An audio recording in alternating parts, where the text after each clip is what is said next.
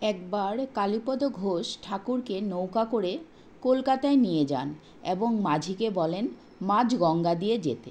হঠাৎ কালীপদ ঠাকুরের পা ধরে বললেন, আপনি আমাকে উদ্ধার করুন, আপনি মুক্তিদাতা। ঠাকুর বললেন, না না, আমি কি জানি, ভগবানের নাম করো, মুক্তি পাবে। কালীপদ নাছাড়বান্দা হয়ে বললেন, আমি সর্বদা মদে বদে থাকি বলে নাম করার সময় আমার নেই। আপনি কৃপা সিন্ধু, আপনি কৃপা করে এই সাধন ভজনহীন পাষণ্ডকে পরিত্রাণ করুন। কালীপদ কিছুতেই পা ছাড়লেন না।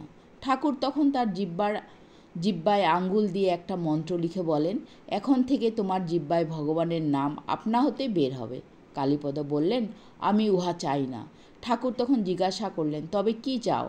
কালীপদ উত্তর দিলেন, যখন আমি চলে যাব সে সময় জগৎ অন্ধকার দেখব, সে সময় দ্বারা সুদ পরিজন কারো সাহায্য পাওয়া যাবে না।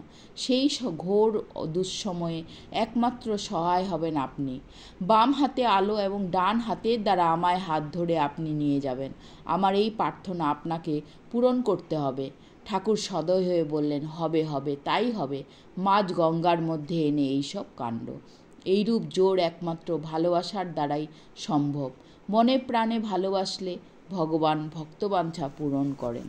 জয় মা।